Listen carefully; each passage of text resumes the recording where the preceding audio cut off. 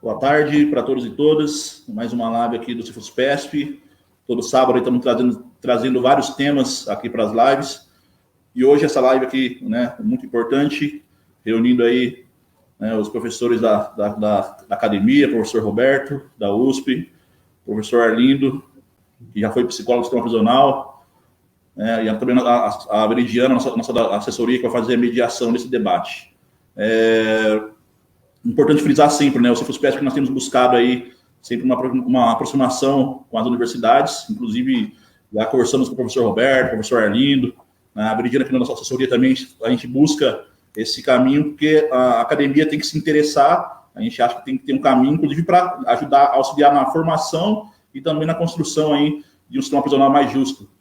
Nós temos agora uma coisa nova, que é a Polícia Penal, que está sendo construída aqui em São Paulo, no Brasil todo, e também acho que é muito importante também que a academia também já está na Constituição, e agora nós temos que construir essa Polícia Penal, né, para ser uma polícia que seja atuante aí e atenda aos anseios de toda a sociedade.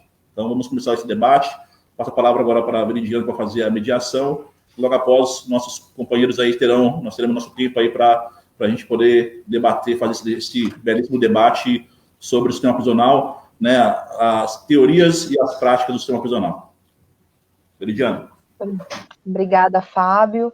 Quero agradecer a presença do professor Roberto, do professor Arlindo, e dizer que para o sindicato, para o Cifruspesp, é uma alegria, assim, essa live, porque ela representa a concretude de uma série de encontros formativos que nós poderíamos chamar antes de talvez mais descentralizados, mas que já representavam um processo de um anseio de demandas da categoria por algo que nós poderíamos chamar de encontros mais reflexivos, né? Então, nessa gestão, nós realizamos alguns encontros temáticos, né? A importância, né, dos encontros das audiências públicas, por exemplo, né? E nessas audiências públicas, as interfaces com a academia e com os deputados e a presença do sindicato sempre também na LESP, e como isso também é um processo formativo, né?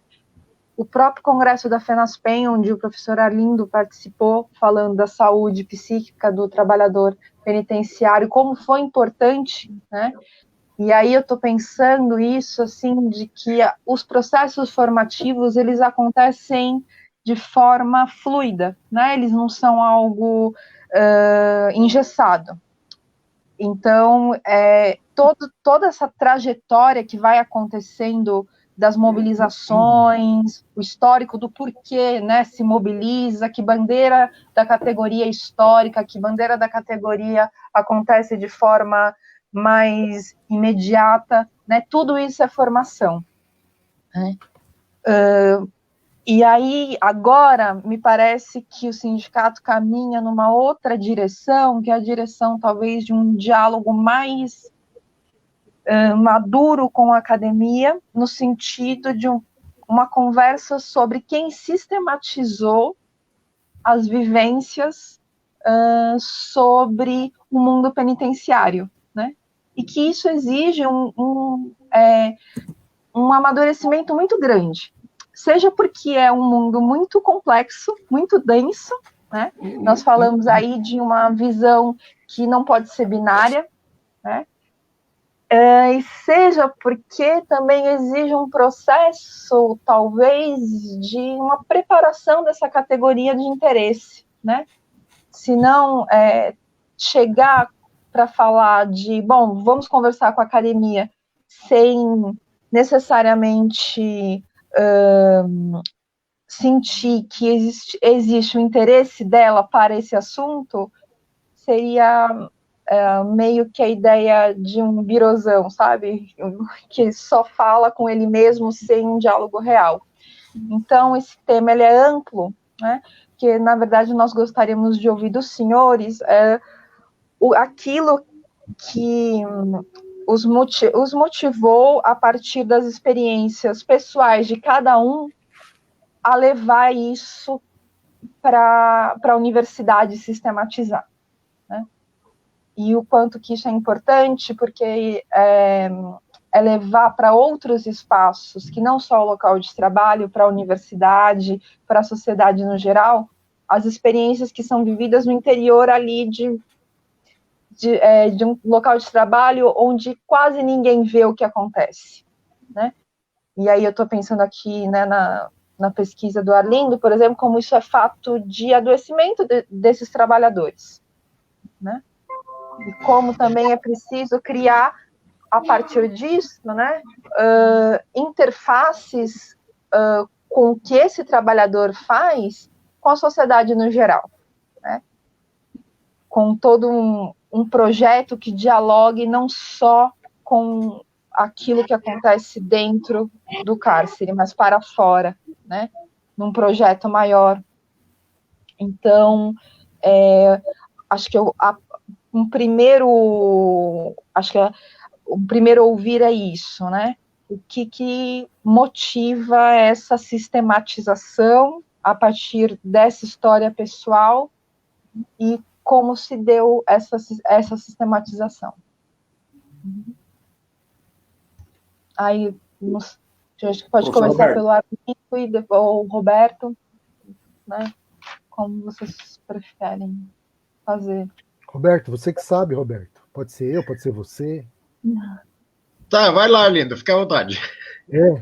Obrigado, viu, Roberto? Bom, deixa eu só marcar aqui, para não passar muito do tempo. Inicialmente, agradecer à diretoria do Sindicato dos Funcionários em Presídios, no estado de São Paulo, por meio da figura do Fábio Jabá, que gentilmente fez o convite para a participação desta live. Agradecer também a Flaviana, que gentilmente também entrou em contato comigo e fez aí os preparativos para a live. Agradecer também a Veridiana, prazer em revê-la aqui, e que bom que você está mediando, né, moderando aqui a live. Agradecer também, felicitar meu amigo, meu colega, Roberto da Silva, é sempre muito gratificante, né, tê-lo como colaborador aqui, né, no nosso debate. Agradecer também aos ouvintes, às ouvintes que estão nos vendo e ouvindo, e desejar um bom debate aqui na nossa live de hoje. Bem, eu tinha comentado com o Fábio e com a Veridiana um pouquinho antes da abertura da live, o quanto o tema proposto era um tema muito amplo, né? Teoria e prática. E, bom, aí entendi, né, que, na verdade, o objetivo é justamente fazer esse cruzamento, né, entre questões da prática no interior desse lugar, que é a prisão, né, com elementos mais teóricos, elementos que normalmente nós vamos buscar na academia, né, na escola, na universidade. Bem, como eu posso falar livremente, então acho que isso até facilita um pouco as coisas. Eu me formei em psicologia em 1989. Naquele ano mesmo, foi aberto um concurso pelo governo do estado, um concurso para muitas vagas, né, de trabalhadores e trabalhadoras, incluindo psicólogos, assistentes sociais e outros. Resolvi fazer esse concurso, mesmo sem não ter muita experiência, aliás, não ter nenhuma experiência, né, com prisão, a não ser a experiência que a maioria de nós temos em relação a esses lugares das notícias que vemos, ouvimos, assistimos ou lemos. Mas resolvi fazer o concurso, fui bem classificado e em 91 já era formado em psicologia. Em 1991 fui convocado pelo Estado para assumir a função de psicólogo. Em outubro de 91, então, eu entrei pela primeira vez na penitenciária José Parada Neto de Guarulhos. Eu gosto de comentar que quando eu me apresentei para a minha direção, né, o diretor me disse, me perguntou se eu conhecia a prisão, eu disse que não. Ele me disse, mas não tem problema, porque a gente vai fazer um estágio com vocês vão fazer um estágio aqui na unidade antes de trabalhar. Eu achei aquilo legal, né? Oba, vou fazer um estágio, né? Eu sou recém-formado, poucos elementos da prisão eu vi na faculdade, né? Bem, ele me colocou para trabalhar junto com uma outra colega psicóloga, que é minha amiga até hoje, numa tarde, né? E meu estágio foi esse, né? Uma tarde, junto com uma outra colega, que estava lá 3 dias a mais, né, do que eu, ela tinha chegado 3 dias antes. Esse foi meu estágio, né? Então fiquei junto dela, ela chamou alguns presos para atendimento, e no dia seguinte eu já estava também atendendo aos presos. Bem, aquele ambiente todo nos suscitou uma série de elementos, né, para todos nós, que éramos, numa grande medida, recém-formados, ou, enfim, pessoas que não tinham nenhuma experiência naquele ambiente. Uma das primeiras questões que a gente pensou em fazer para conseguir dar conta do trabalho foi montar um grupo de supervisão nosso, né, que era também um grupo de leitura de textos, né, e discussão desses textos. Bom, talvez o Fábio não me deixe mentir, mas esse ambiente é um ambiente apaixonante, do ponto de vista das nossas perspectivas, né? Há muita coisa para se ver, há muita coisa para se fazer, há muita coisa para se investigar. Bom, recém-formado, logo percebi que ali, né, na prisão, havia um ambiente, né, com muitas facetas, né, muitos fenômenos que mereceriam ser investigados. Pensei naquele momento em continuar meus estudos, né, em nível de pós-graduação, mas não tinha muito definido ainda no que seria. Bem, eu começo a definir o que eu quero fazer em nível de pós-graduação quando, numa certa tarde ou numa certa manhã, eu não me lembro se estava chegando no presídio, se eu estava saindo do presídio, se eu estava no meio ali de um trânsito pela unidade prisional, mas eu passei por um portão, o P3, né? O portão lá em Guarulhos é o portão que dá início à muralha. Passei pelo P3 e notei que o funcionário que deveria estar ali, né, funcionário plantonista, que tinha estado, então, 2 dias antes, o funcionário que deveria estar ali não estava. Estava um outro. E aí eu perguntei, bom, mas cadê fulano, que deveria estar aqui? Aí esse funcionário do P3 me disse, você não soube? Eu falei, não soube. Então, ele está afastado. Eu disse assim, nossa, mas ele estava aqui 2 dias atrás? Mas parece que ele não ficou bem, parece que ele chapou. Foi assim que o funcionário me disse. Chapou? Chapou, ficou doido. Eu falei, mas ele estava aqui há 2 dias atrás, como que fica doido assim? Não é? Bom, aquilo me chamou muita atenção, né? E eu comecei a prestar mais atenção, né, nesses ambientes, e comecei a prestar mais atenção nesses setores e nos funcionários, então, que estavam nesses setores. Isso talvez ali por volta de 94, 95, então não foi automático. Eu entrei em 91, essas coisas começaram a me suscitar, até porque naquele momento eu já começava a ter maior intimidade com os funcionários, a conhecê-los melhor, a determinar e a saber onde eles poderiam estar, né, dentro da unidade prisional. Bem, e aí acontece uma outra história, né? Vai acontecendo uma outra história. Começam a morrer funcionários, não é? Então, vejam, em 93 nós temos o surgimento do PCC, não é isso, Fábio? Acho que é isso, 93, lá em Tremembé. Bom, a gente estava numa prisão, né? Prisão, assim, por uma questão de senso comum, é um lugar violento, né? Então, é um lugar em que as pessoas brigam, tem muitas pessoas confinadas, né? Tem muitas pessoas juntas, as pessoas brigam, discutem, eventualmente se machucam e até se matam, né? Bom, então começo a perceber que você tinha ali um ambiente hostil, um ambiente violento, um ambiente com alguma violência, né? Mas nós começamos a ter também notícias de falecimento de funcionários, não dentro da prisão, fora da prisão, né? Funcionários que acabavam esses funcionários, né, acabavam morrendo ou em decorrência de alguma doença, ou alguns até assassinados, né, nos momentos em que eles não estavam na unidade, né, estavam fora. Eventualmente, alguns até fazendo um trabalho paralelo, né, ao trabalho na penitenciária, o que a gente conhece como bico, né, nos meios institucionais.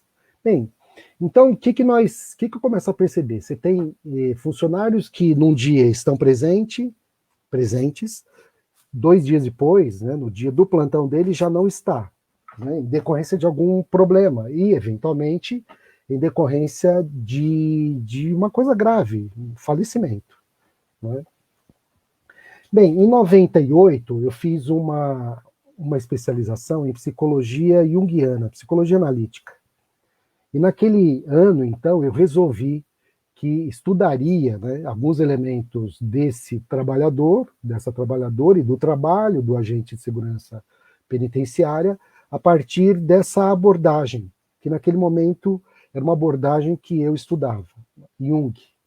Bem, fiz um trabalho monográfico e apresentei para a universidade. Esse trabalho monográfico não foi publicado até hoje. Hoje eu estou pensando em publicá-lo, mas é uma pesquisa que pouca gente conhece, porque foi feita em nível de especialização, está arquivada lá na biblioteca da universidade e nunca foi publicada. Bom, mas continuei, né, com algumas indagações, apesar dessa monografia. Naquele momento, eu já era professor da escola penitenciária, Escola de Administração Penitenciária, aqui em São Paulo, e já lecionava a disciplina Saúde do Trabalhador. E durante as aulas de saúde do trabalhador, alguns dos alunos, algumas das alunas, chegavam a comentar comigo, né? Eu me lembro de alguns desses comentários. Então, só para se ter uma ideia e para exemplificar aqui. Um dos alunos, no final de uma das aulas, chegou para mim e falou assim: professor, eu não fumava. Eu nem comecei a trabalhar na prisão e já estou fumando. Foi o comentário que um dos alunos falou. Um outro, no final de uma das aulas, falou para mim assim: professor, o senhor comentou aí algumas questões ligadas à saúde, e olha, quero dizer para o senhor que eu nunca discuti com a minha mãe. E esses dias eu tive uma briga muito grande com ela, em que nós discutimos firmemente, né? E ele me perguntava se eu achava que aquilo que ele chamava de mudança, né, de conduta repentina, né, poderia significar ou poderia estar ligado, relacionado ao trabalho. É digno de notar que esses 2 casos que eu estou dizendo para vocês me falaram sobre essas transformações antes mesmo de assumirem o cargo de agente de segurança penitenciária. Eles estavam num curso de formação e faziam algumas visitas, né, que eram parte curricular, né, do curso de formação, às prisões, mas não trabalhavam ainda nas prisões, eram alunos. Então, além desses 2, teve outros. Bom, então, tinha minha monografia lá na Universidade de São Francisco, teve minhas aulas de saúde trabalhadora, em que alguns elementos eram trazidos, eu comecei a formatar esses elementos, e fundamental para mim também foi ser convidado em 2000 para assumir um cargo de direção lá na escola penitenciária. O diretor da escola tinha sido aprovado pelo governo, um núcleo, né, de acompanhamento e intervenção psicossociológica, que fundamentalmente, e em miúdos, seria um grupo para cuidar da saúde do servidor penitenciário. Eu aceitei de pronto, achei que seria um desafio imenso, né? E essas questões que eu estou dizendo aqui, né, as questões que eu havia percebido no trabalho, que eu havia de alguma forma consolidado de forma miúda ainda na minha monografia, que eu havia de alguma forma formatado com algumas questões dos alunos após as aulas na escola penitenciária, começaram a tomar corpo, né, ali na escola penitenciária. E uma das coisas fundamentais que eu fiz, né, isso ficou muito ainda em nível de pesquisa, né, foi um levantamento dos óbitos naqueles anos de 2000, 2001, 2002, alguns anos. Eu fui ao Departamento de Recursos Humanos, pedi para ver os atestados de óbitos dos funcionários em prisão e tive acesso a esses prontuários e comecei a levantar. Então, comecei a levantar o número de óbitos, né, naquele ano, comecei a levantar a idade que a pessoa tinha quando faleceu, levantei a causa da morte, então, idade, causa morte, basicamente isso, né?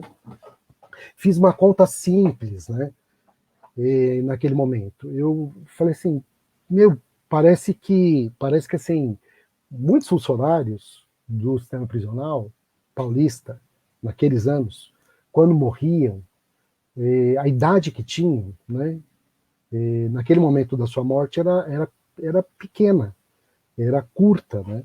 Então, você tinha funcionários que morriam com 69 anos, com 70 anos, com 68. Claro que depois de uma certa idade, a maioria está aposentando, né? E depois de aposentado, se falece, já não tem o atestado de óbito lá na secretaria, né? Mas, ao lado desses que morriam com uma idade depois de 60, nós tínhamos funcionários que morriam com idades muito, muito novas, né? De 20 anos, 22, 23. Bom, então, eu comecei a prestar mais atenção, né, nisso, né? Isso depois virou expectativa de vida, que é uma questão meio... Não é isso que eu levantei naquele momento, né? Nem era essa a minha perspectiva, até porque para levantar a expectativa de vida, eu precisaria levantar uma série de outros indicadores. Mas acabou sendo conhecido como perspectiva de vida, expectativa de vida do agente, né? Que é uma média simples do ano, né? Do número de anos, né, de cada um desses trabalhadores quando do seu falecimento. E que deu uma média muito baixa, né? Em torno de 44, 45 anos. No começo antes do começo da nossa live, estava falando justamente para o Fábio, né, diretor do Cefuspesp, o quanto já faz alguns anos da minha tese. Minha tese bom, então, tô cortando uns pedaços. Fiquei na escola penitenciária por 2 anos e depois voltei para a unidade prisional, recomecei meu trabalho como psicólogo, mas essas questões, né, todas, desde lá das minhas percepções, passando pelo trabalho de docente na escola, passando ali pelo trabalho no núcleo de acompanhamento psicossociológico, que atendia funcionários vítimas de rebelião, atendia funcionários que viessem nos procurar com alguns problemas, né? E continuavam, de alguma forma, a fazer parte de um universo que eu gostaria de pesquisar. Isso culminou, no meu caso, com o doutorado em Psicologia Social na USP, né, em que esses dados, né, que eu já havia, de alguma forma, percebido e sistematizado, tomaram corpo, né, numa tese de doutorado que absolutamente não traz tudo, tá certo? Depois dessa tese defendida em 2010, muitos outros trabalhos relativos à saúde dos servidores penitenciários, incluindo os agentes, foram publicados e continuam publicados. Mas só para a gente terminar, né, e retomando o que eu tinha começado, antes do início desta live, conversando então com o Fábio, e dizendo para ele que já são 10 anos, né, da minha tese, o Fábio me confessou, me confidenciou, que dos 27 ou 26 trabalhadores e trabalhadoras falecidos em decorrência do Covid nas unidades prisionais até agora, uma parte considerável tinha, quando faleceu, menos de 45 anos. Depois o Fábio pode falar um pouquinho mais sobre isso. Não é? E isso é surpreendente, né? Porque vai trazendo para a gente alguns elementos que já estão descritos há muito mais tempo, não é? Pela Organização Mundial de Saúde, pela Organização Internacional do Trabalho, não é? No que diz respeito a dizer que o trabalho nas unidades prisionais no mundo, no planeta, é um trabalho bastante insalubre. Né? Repito, acho não. Minha tese trouxe alguns elementos, né, os elementos possíveis, né, num trabalho circunscrito, né, teórica e metodologicamente, num certo tempo, num certo espaço, né. Na minha tese de doutorado, eu investiguei 2 unidades prisionais em São Paulo. São Paulo que tem mais de 150 unidades prisionais. Mas todos os eventos que eu participo, né, a Veridiana tinha dito aqui que eu estive no encontro da Federação Nacional dos Agentes, todos os encontros que eu participo, os agentes chegam para mim dizendo, olha, lá no Estado é assim também, já fiz o levantamento, a média de vida desses trabalhadores, quando morre, muito nova, né, é isso aí, é 40, 45, não chega a 50, média, não é expectativa de vida. Bem, isso traz para a gente, né, enquanto pesquisador, enquanto membro da academia, enquanto... Eu fui funcionário, né, repito, vi muitos colegas adoecendo e morrendo. E mesmo para a sociedade civil de uma forma geral, né, a necessidade de continuar alguns estudos, né, nesse sentido. Acho que é isso, acho que alguns elementos aí para o debate. Depois a gente pode falar um pouquinho mais sobre isso, mas alguns elementos aí para iniciar o debate, para dar um pontapé aí no debate que, para mim, é imprescindível que se faça. Né? Acho que é isso. E eu agradeço, né, imensamente a fala, professor. Tem uma questão que o senhor coloca que é muito importante, porque desde que a pandemia começou, nós no sindicato ficamos muito espantados com uma questão em particular que diz, né, que, poxa, como o número de mortes aumenta, mas também, de certa forma, o número das outras mortes continuam também muito grandes, né? Então, assim, eu ouvi de alguns trabalhadores algo do tipo que eu achei muito, muito forte, que dizia, bom, a Covid, ela mostra, na verdade, o tamanho de falhas do Estado, né, no sistema prisional como um todo. Então, a insalubridade, a superlotação, né, a falta de equipamentos. E aí eu acho que isso pode, inclusive, fazer uma relação com a questão de todos os adoecimentos, né? Porque, senão, é isso, né? Talvez corre-se o risco de pensar que o problema é com aquele trabalhador que talvez não esteja muito bem porque teve uma trajetória de vida meio complicada, por exemplo, né? Ou porque brigou com a mulher, e, na verdade, nós estamos falando de uma estrutura adoecida, tanto para quem está dentro das grades, como para quem trabalha com as grades, né? Então, assim, então, como se pensa num projeto, né, que pode trabalhar com algo que é pontual da história de vida daquele sujeito, mas que também diz de algo maior, né? E isso a pandemia tem mostrado muito, que nossos problemas como sindicato, as bandeiras aumentam no sentido de luta, elas se intensificam, mas elas não mostram nada de, talvez possa dizer, de novidade assim dizendo, né, do que o sistema precisa. Eu acho que deixar muito claro isso, e é também muito Legal. Eu não entristecedor, vou comentar, inclusive. Viridiana, para o professor Roberto apresentar, mas eu vou deixar aqui anotado. Depois, no momento oportuno, eu volto e comento o que você traz. Pode ser? Tá. Acho que é melhor, né? Legal, vamos fazer desse jeito.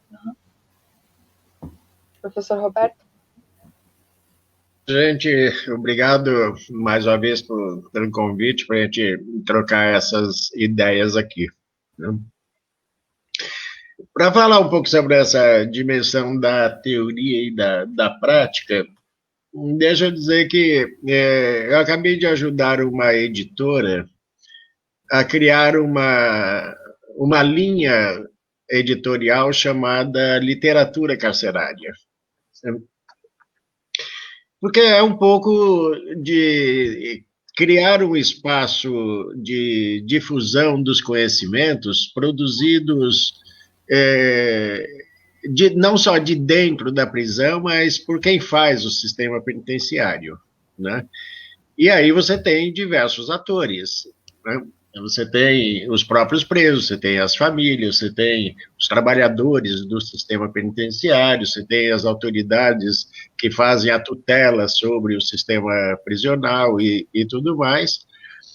E isso um pouco para dar um pouco mais de vivacidade a essas narrativas, a esses relatos, para mostrar que a prisão ela é um organismo vivo, né?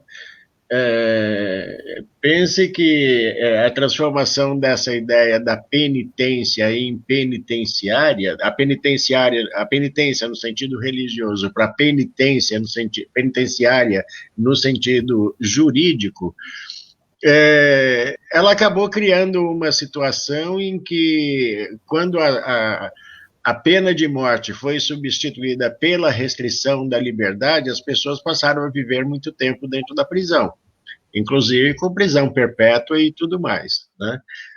Então, isso significa que algumas pessoas vão... considero que é o caso das visitas íntimas, né? Algumas pessoas vão nascer, crescer e morrer dentro da prisão. O trabalhador que passa 30 anos trabalhando no sistema prisional, eu costumo dizer que ele cumpriu 15 anos de prisão, né? Não é muito diferente. Então, se esses atores que estão trabalhando no dia a dia dessas realidades, eles não têm um espaço, a oportunidade para difundir o seu ponto de vista, a sua fala, a sua impressão, as suas vivências, essas perspectivas nunca vão chegar a influenciar nem o desenho das leis, nem o desenho das políticas, né? Um exemplo clássico que eu uso para ilustrar isso é a obra do Irving Goffman, Manicômios, Prisões e Conventos, né? O que ele fez para tentar se apropriar, um intelectual de classe média, bem situado na vida, quando ele quis investigar efetivamente o que acontecia dentro das instituições psiquiátricas, dentro das prisões, ele se travestiu de preso e passou um tempo dentro da prisão, né? E aí ele construiu algumas categorias de análise, que depois, na leitura, eu acabei concordando com ele, só que é inevitável o olhar de classe aí sobre a prisão. O olhar dele era o olhar de classe no sentido de que ele estava dentro da prisão com o aval de todas as autoridades judiciárias. Então, ele tinha uma salvaguarda que quem está vivendo efetivamente dentro da prisão não tem. Quer dizer, diante de qualquer situação de risco, ele seria sacado de lá, ele seria protegido, né? Mas do período em que ele esteve imerso na cultura prisional, ele tentou viver aquilo intensamente, né? E aí eu me recordo também de um trabalho feito pela Eliane Vasques, na tese de doutorado dela, da Universidade Federal do Amapá, em que ela falou sobre o nascimento das ciências penitenciárias no Brasil, que é a seara daqueles que se ocupam dos estudos penitenciários, né? Surgiu basicamente por nomeação de Dom Pedro II, quando nomeava pessoas da confiança dele para fazer inspeções nos presídios brasileiros, e de modo a subsidiar Dom Pedro II no diálogo internacional que ele fazia por ocasião das feiras internacionais, né? Então, ali começaram a surgir os primeiros nomes daqueles que ainda hoje são referências quando se fala de penitenciaristas brasileiros, ou sejam dos estudiosos, sejam daqueles que fizeram correições nos presídios, no sentido de fazer inspeções e apresentar relatórios ao Poder Executivo, seja aqueles que se tornaram os doutrinadores, no sentido da formulação das leis e das políticas.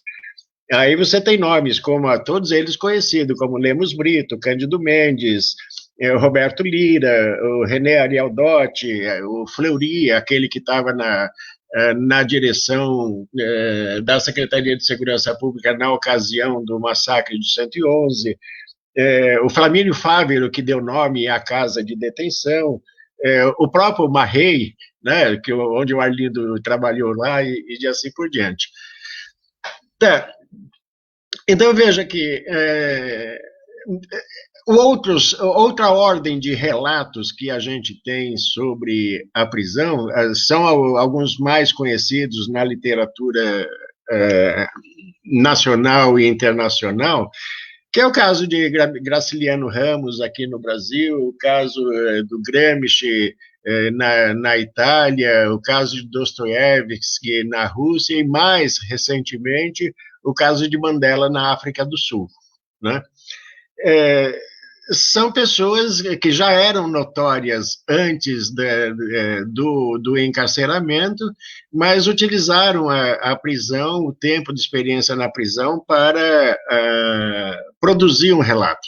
Eu estou curioso em saber, por exemplo, as memórias do Lula sobre a prisão, né? Acho que ele não escreveu isso ainda. Mas não se tem. E aqui no Brasil mesmo, nós perdemos recentemente um colega, o Luiz Mendes, que se tornou um escritor, né? Mas saindo de uma condição bem diferente das outras pessoas que eu nomeei. Ele foi um egresso penitenciário, né? Ele cumpriu um longo período de pena, mas fez da questão da vida prisional o objeto da sua reflexão. Não se tornou exatamente um acadêmico, um cientista social, mas ele tinha uma veia literária bastante interessante e se aproveitou disso, né? Que é um pouco o meu caso também. Eu usei a minha vivência, mesmo anterior à prisão, que é a vivência de abrigo, vivência de FEBEM e tudo mais, para tornar essas realidades objetos de estudos, né? Então, quando eu entro na universidade, na condição de professor da Universidade de São Paulo, eu levo para a universidade a proposta de tratar essas questões como objeto de estudo, com a cientificidade que se aplica a qualquer outra área de conhecimento, né?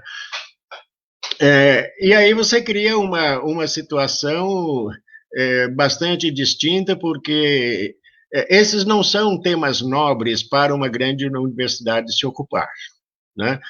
É um pequeno número de acadêmicos na universidade que se ocupa disso, faz disso depois um nicho de conhecimento, no sentido de produzir artigos, livros, prestar consultorias e tudo mais, mas são pessoas que nunca viveram efetivamente aquela dimensão, portanto, o olhar deles vai ser sempre um olhar de classe, sempre um olhar de cima para baixo, né?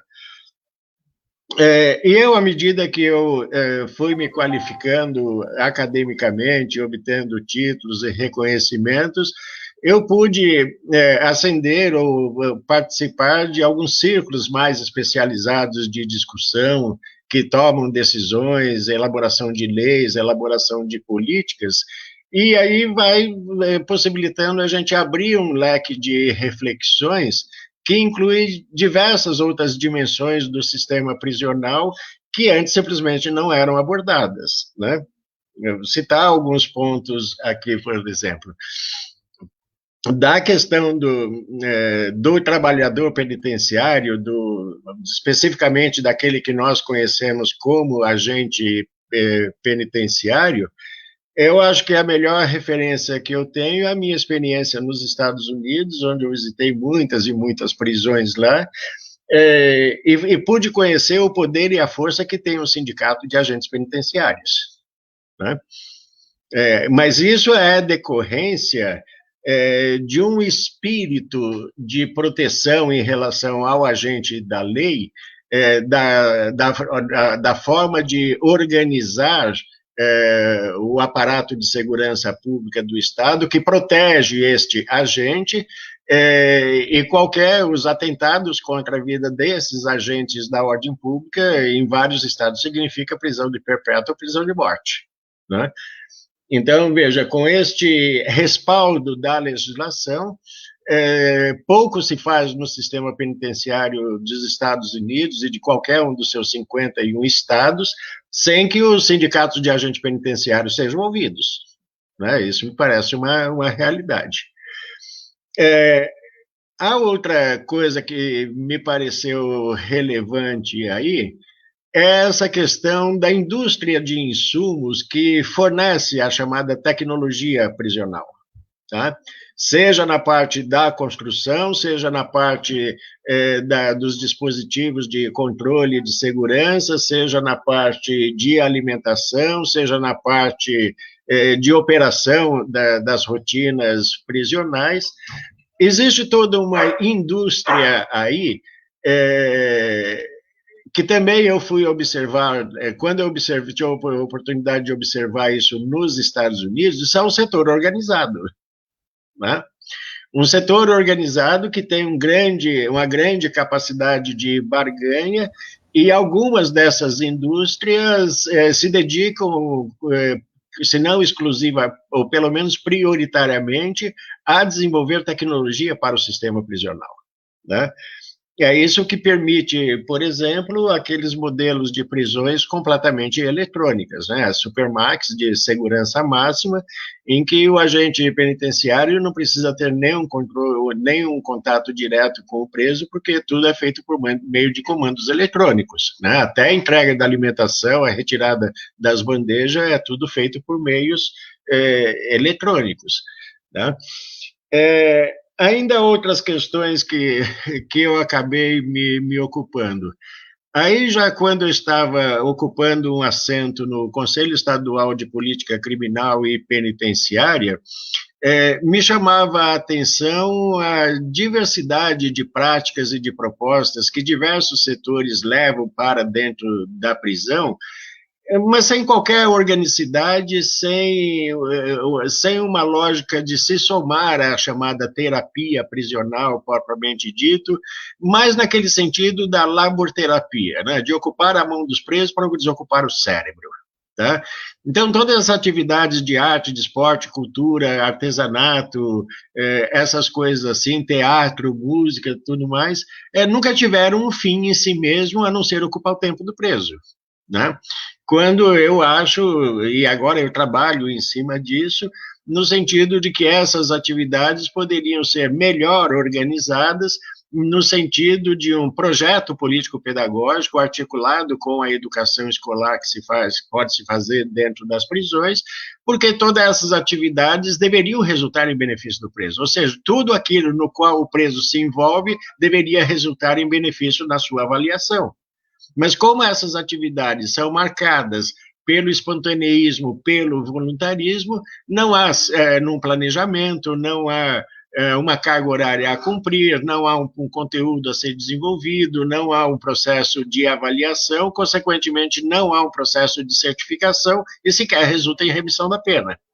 Então, isso torna o tempo do preso na prisão improdutivo, né? Improdutivo porque ele, no afã de querer ocupar o tempo, de sair da sua ociosidade, se envolver em um monte de atividades, nada disso resulta em ganhos positivos da sua avaliação, né? Então, eu sempre achei que deveria, por parte, seja do Estado, seja da administração penitenciária, organizar esse universo desta proliferação de atividades que se faz dentro da prisão, né? E a outra coisa que também eu observava, isso eu me ocupo ainda hoje, porque eu tenho assento no Comitê de Ética em Pesquisa no Sistema Prisional, que é a curiosidade científica sobre o preso e o ambiente prisional, né? Quer dizer, curiosidade científica em dois sentidos aí. Uma curiosidade meramente etnográfica ou de caráter sociológico, que é o olhar da universidade, principalmente, e o olhar enquanto campo experimental que vem da indústria, né? Veja que nesse momento de pandemia, por exemplo, a semana passada nós tivemos uma reunião com o Conselho Nacional de Ética em Pesquisa, vinculado ao Ministério da Saúde, e eu questionei a eles, olha, neste momento aí, para fazer o esforço de desenvolver equipamentos de proteção individual, para desenvolver metodologias de teste e de vacinação, se montaram consórcios milionários aí, envolvendo universidades, grandes hospitais, institutos de pesquisa e tudo mais. E perguntei para eles, vocês têm alguma notícia de que esses grupos tenham se interessado pelas prisões? Que é um ambiente potencialmente de alto risco? Não, ninguém se interessou, né? Quer dizer, com o potencial de contaminação que tem no ambiente prisional, quando a indústria voltou algum olhar para o preso, foi mais no sentido de produzir conhecimentos a respeito de, e não de efetivamente de resolver um problema, tá? Então, as pesquisas na área da saúde, a pesquisa sobre HIV, a pesquisa sobre tuberculose, a pesquisa sobre doenças congênitas capazes de serem geradas pelo estresse prisional. Veja, nenhuma... Nos últimos 10 anos que tem esse comitê de ética no sistema prisional, foram feitas cerca de 450 pesquisas no sistema prisional, né? Orientada por universidades, uma parte pequena pela indústria farmacêutica, pela indústria química. Eu não vejo que nada desse conhecimento produzido tenha revertido em benefício da prisão, tá? Veja, vou citar um exemplo. Uma grande indústria situada aí perto do Marrei Júnior, na lateral direita lá da Marginal, é a empresa que mais fornece no mundo kit para testagem de drogas, né? Nunca essa empresa se dispôs, por exemplo, a subsidiar o sistema de justiça e de segurança pública com kit de testagem de drogas para monitoramento de quem está em liberdade condicional, quem está cumprindo pena alternativa, quem está com tornozeleira eletrônica. Entende? Então,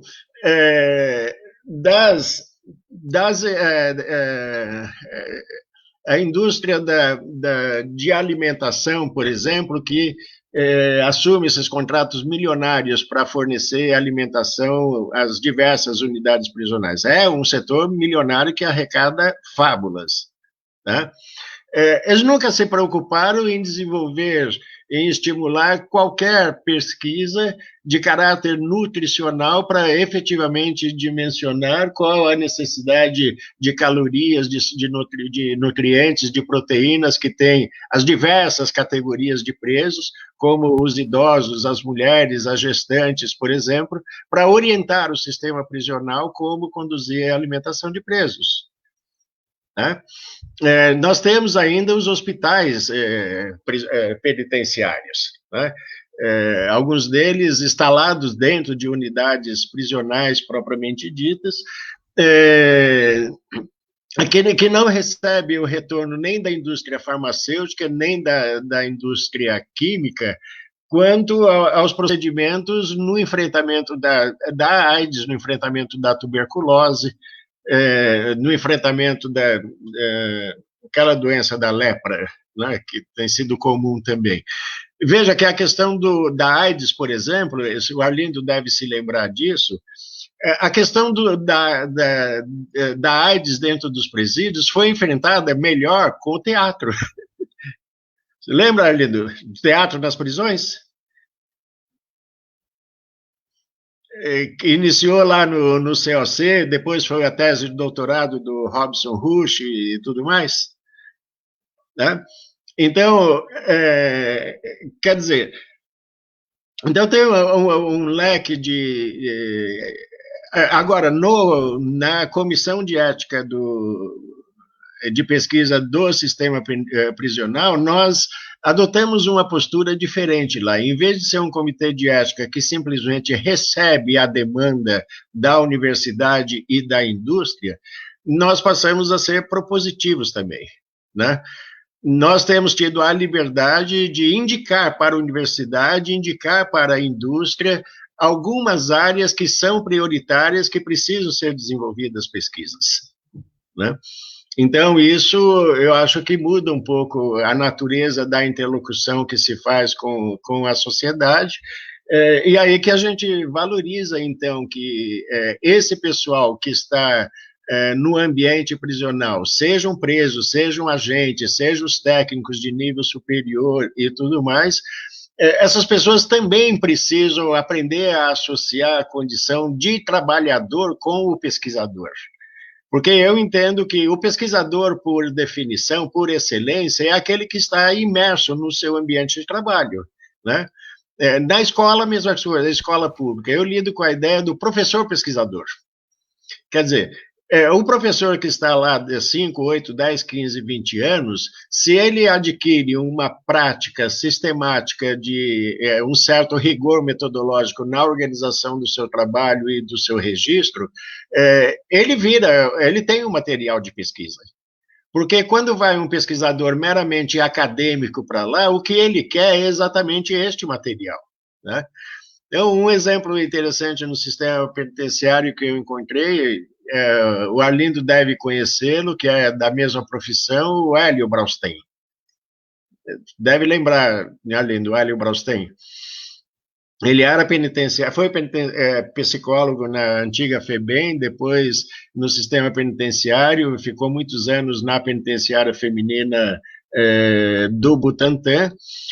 E quando eu encontrei lá, curiosamente, ele veio me falar que de todos os atendimentos psicológicos que ele fazia, ele colocava o original no prontuário da presa, mas ele guardava uma cópia, né? Então, naquela ocasião, ele tinha 3.000 registros de atendimento. Bom, o que nós fizemos com isso? Ele fez um mestrado, fez um doutorado com o material de trabalho dele, certo? Então, Jabá, eu acho que isso é o tipo de orientação que não só o Conselho Regional de Psicologia deveria dar aos psicólogos, o Conselho Regional de Serviço Social dar aos assistentes sociais, o Conselho Regional de Medicina dar aos médicos, mas também o sindicato dar aos seus sindicalizados, aos seus agentes, né? Quer dizer, essas pessoas trabalham dentro de um objeto, dentro de um contexto que são laboratórios sociais, são laboratórios humanos.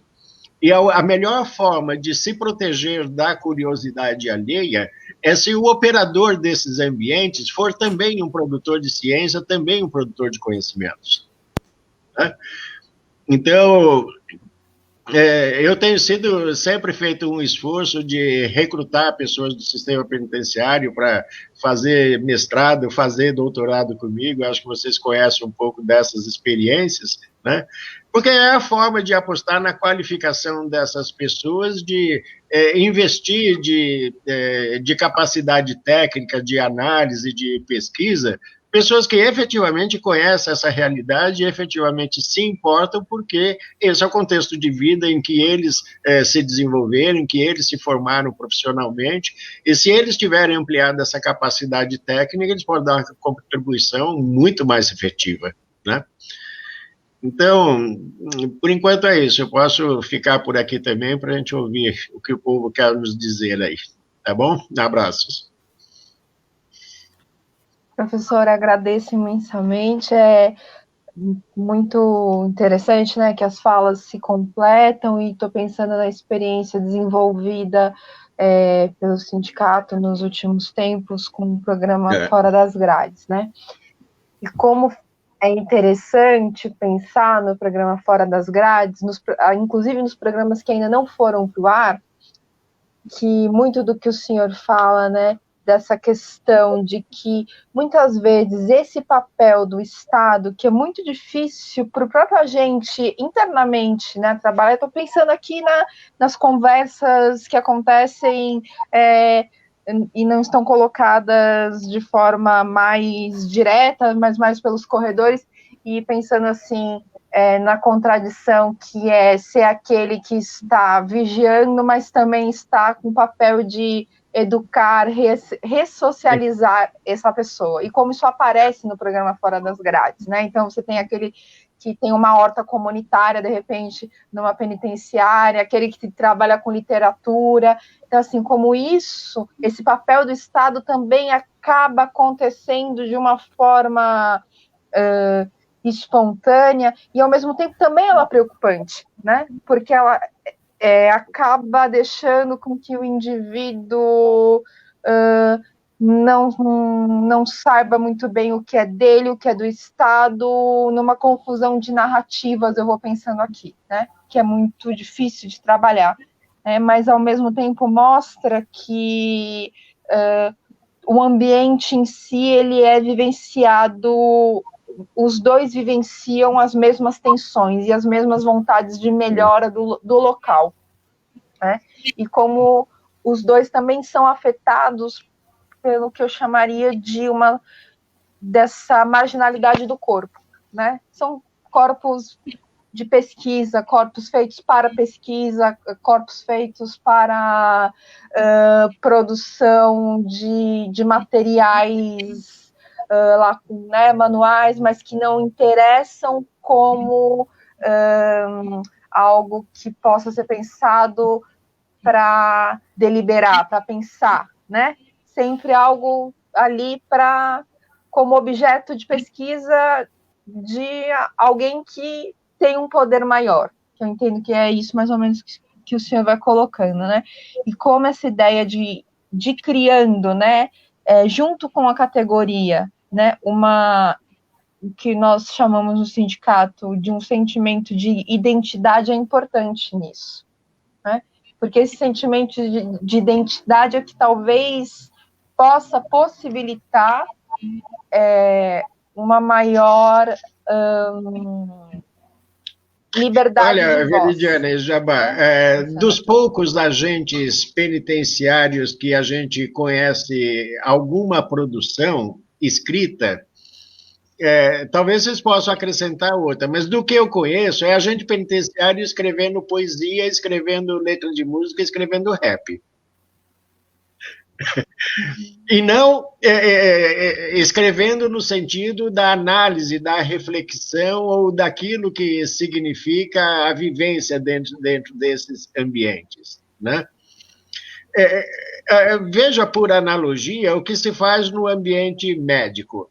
Não entra estranhos para pesquisar dentro dos hospitais, porque o médico assume a postura de médico pesquisador, né? Então, a área médica é a que mais produz em termos de artigos científicos, porque o trabalho cotidiano de tratar de doenças, de manter registros, de comparação, de testagem e tudo mais, faz com que o médico se oriente por um certo raciocínio médico-científico, que o conhecimento dele precisa evoluir dia a dia, né?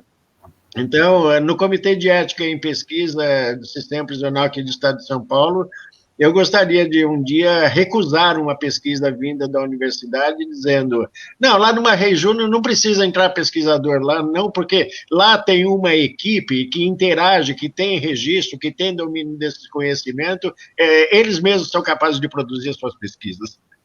Percebe? Aquelas experiências que o pessoal faz lá com teatro, com literatura, isso é um material riquíssimo para pesquisa.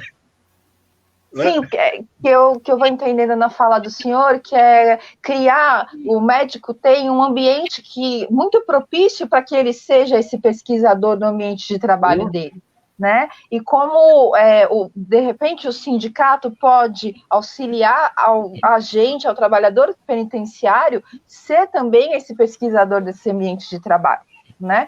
Para deliberar, para pensar, porque, assim, ações acontecem, né, como o senhor diz, o teatro acontece, a horta acontece, mas assim, como é que sistematiza isso e coloca isso no plano de ação mais macro? E aí eu penso, né, fazendo a relação com o Arlindo, esse sofrimento não é único, como é que pensa isso em um plano de política maior, né? Não está ali. Quando um médico que pensa cientificamente entrou dentro da prisão, como é o caso do Drauzio Varela, veja o que ele produziu. Certo? E ele acabou até utilizando a autoridade científica que ele tem para dar voz a setores que antes não tinham voz, como é o caso dos próprios carcereiros, né? É o caso da questão da sexualidade LGBT dentro das prisões, ou o caso do tratamento das drogas, contra as drogas, ou do HIV mesmo dentro da prisão. Então, precisava um médico alheio ao sistema entrar lá para desnudar toda aquela realidade? Se o ambiente prisional tem pessoas atentas a isso, que são capazes de sistematizar os conhecimentos ali, dar visibilidade para a sociedade do que efetivamente se faz lá, né? Roberto, você me permite? Vamos fazer uma intervenção. Na verdade, assim, acho que eu esse ano completo 20 anos, agora em novembro, de sistema prisional. Bom, aqui em São Paulo nós vivenciamos um governo somente um governo do PSDB, que finalizando o seu projeto agora, o Dória vem aí para as privatizações. E como o professor Roberto bem elucidou, e o professor Arlindo também elucidou, essa questão que muito do que vem, do que é produzido, acaba a pesquisa, vem de fora. Aqui mesmo no sindicato, quando a gente procura dados, até pergunta para a própria SAP, às vezes nós temos que entrar com uma ação judicial para ter acesso à informação, porque eles falam que tudo é motivo de segurança. Então, o que a categoria, na verdade, hoje, bem mais politizada do que anteriormente, porque, na verdade, nosso trabalho, se você for observar o trabalho do policial penal hoje, de todo trabalhador penitenciário, ele é observação. Na verdade, o melhor agente penitenciário é aquele que observa e aquele que sente o ambiente e pode até reagir, né, a ele no momento propício, né? Tanto é que aquele ditado, né, que nós temos, né, a questão de você observar e ouvir mais, né, na cadeia, isso é muito importante. A partir do momento que você, enquanto trabalhador ali dentro, começa a observar, né, o comportamento dos presos, né, ouvir mais o que eles têm para dizer também, e até as respostas mais imediatas, porque nós também ali somos colocados num ambiente que hoje, a pandemia, quando eu estou falando com vários repórteres aí da imprensa, ela só evidencia, como eu tenho dito, o que nós já temos vivido no sistema prisional. Na verdade, sempre somos o último. Sempre o sistema prisional é o último. É lógico, inclusive, até uma dificuldade nossa também de convencer os nossos companheiros de vir para a luta, porque se depender de governos, porque para o governo também, nós somos colocados como sentenciados também. Muitos companheiros não entendem isso ainda, essa didática, essa dinâmica, que nós ficamos também na mesma situação do preso, que na verdade todo mundo se esquece.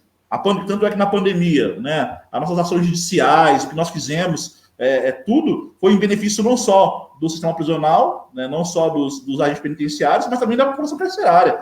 Quando a gente pediu testagem em massa, quando a gente pede a questão dos EPIs. Então, assim, como o professor Roberto disse, o que está faltando realmente, na verdade, e aí tem um problema sério para todo político, e o sistema prisional, né, para eles, aí tá, não dá voto, não elege. Então, se ele colocar como plataforma política lá o sistema prisional, de alguma forma melhorias, tanto é que você pegar todos os planos de governos que eu venho acompanhando aí nos últimos 20 anos, quando vai falar do sistema prisional, acho que de repente é um parágrafo, uma linha, né? Porque, na verdade, as pessoas, o que elas mais querem é esquecer que existem cadeias, né? Como a gente fala, nós somos sempre lembrados quando tem tragédias. Então, e até o nosso objetivo, né, professor Roberto, professor Arlindo, que a gente, nesse mandato, nós começamos a ter um contato maior com vocês e resgatar isso, que é justamente de pensar e levar para as autoridades, assim, por isso que hoje a gente fala na Polícia Penal, que vai ter uma legislação nova que está sendo construída, e de repente começar a construir desse ponto de vista de algo novo que de repente está fazendo o governo, está mobilizando o governo a criar uma nova lei e uma nova política de toda a sociedade no geral, como o Conselho Penitenciário, a academia, porque lá no GT da Polícia Penal terá certos momentos que o presidente do GT já falou que ele vai convidar, né, outros setores para fazerem parte também, para opinarem também. Então, eu digo que é um marco para a gente poder começar a construir, e é claro, né, aí tem uma grande questão nossa que é a política, porque é o que move qualquer ação, né, dos presídios. E aqui em São Paulo nós temos a pior coisa agora, que é o Dória querendo privatizar. E também essa semana ele saiu lá no UOL, eu falei com a Carla, que é jornalista, deu uma entrevista para ela, que soltou essa nota, do projeto também do governo federal.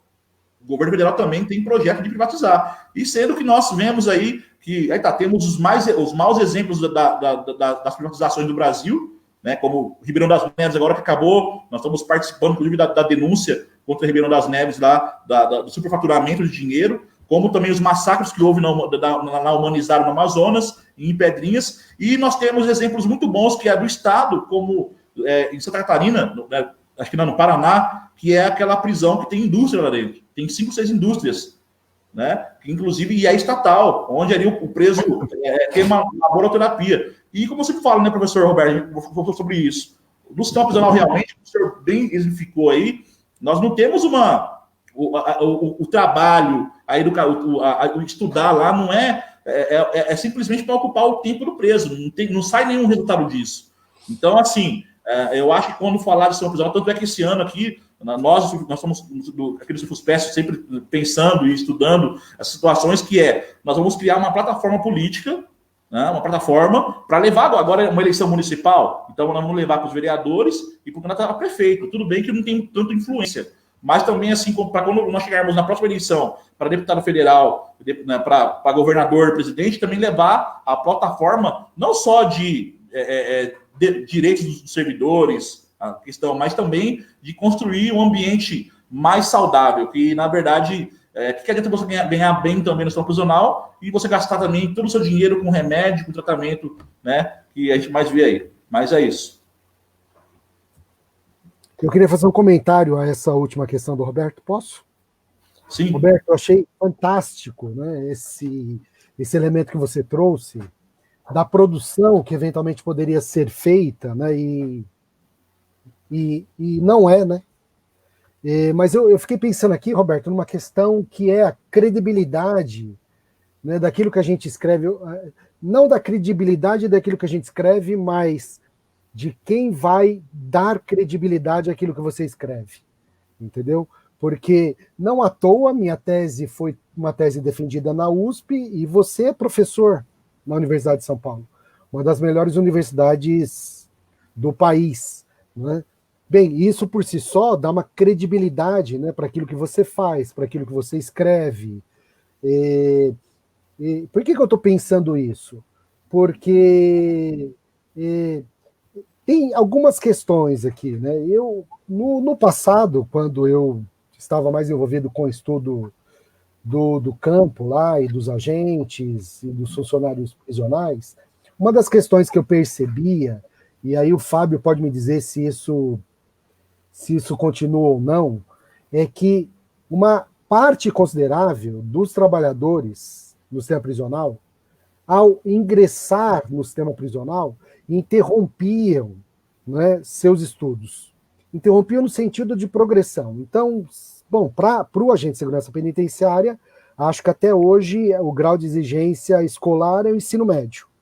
Não é isso? O que acontecia? As pessoas cursavam o ensino médio, passavam no concurso, iam trabalhar no sistema prisional. Uma parte considerável deixava de estudar, Roberto. Né? Alguns, e a gente sabia, começavam a estudar, fazer um curso superior, almejando, por exemplo, ser diretor de presídio. Não é? E aí, para ser diretor de presídio, tem ali na Constituição da lei, né, orgânica dos presídios, alguns cursos, né, de graduação que, teoricamente, as pessoas podem fazer para ascender à direção de presídio. Bom, se as pessoas não estão ligadas a uma universidade, né, que é o lugar onde se produz, né, Roberto, esses trabalhos, né, científicos, esses trabalhos acadêmicos, alguns com estatística, outros não, né? Mas se as pessoas não estão ligadas à academia, né? Fica difícil, né? Você ter essa credibilidade para aquilo que escreve, né? E se por outro lado, né? Aí posso estar muito enganado, me perdoem se eu estiver enganado, mas as pessoas não ascendem, né? No sentido de buscar o ensino superior, e às vezes buscando o ensino superior não vão estudar lá no último ano, no TCC, o próprio trabalho, né? Aí nós temos um problema sério. Eu estava até pensando aqui que eu era psicólogo e fiz um trabalho sobre os agentes. Não é? Claro que eu não era agente de segurança penitenciária, então muito desse universo do agente, né, das entrelinhas do trabalho, claro que, a não ser que eu me fizesse uma pesquisa participante, né, que eu, de algum jeito, entrasse como agente de segurança penitenciária e passasse lá um tempo da minha vida. Claro que eu traria outros elementos, né, para a tese. Bom, só para dizer que o que você diz é extremamente importante, mas eu acho que tem algumas limitações, porque é o lugar da fala, é o lugar da credibilidade da fala ou do escrito, né, que infelizmente, né, na nossa sociedade e em outras também, né, podemos explorar um pouquinho mais disso. Onde você fala, né? Veridiana, você apresentou aí a penúltima pergunta. Eu acho que tinha um textinho interessante lá que não deu tempo de ler. Você pode recuperá-la? A penúltima pergunta que você apresentou. Penúltima pergunta que eu faço sobre as questões. Na verdade, eu fiz um apanhado, assim, professor, mas eu falava da questão da inserção de criar um terreno para as pesquisas. Era algo envolvendo isso, professor? Deixa eu perguntar lá o tempo de ler, senão não dá para ler. A história do Sérgio, isso, interessante. Olha, para existir uma equipe desse nível, meu caro professor, primeiro precisa haver uma autorização do Estado para isso. Não concordo. Pois o agente que, porventura, escreve algo de seu dia a dia pode até ser punido por isso, em termos. Com certeza, a classe gostaria muito de estudar e manifestar nossa opinião nesse sentido, mas não temos voz ou autorização para isso. O ambiente prisional é repressivo tanto para o preso como para o agente.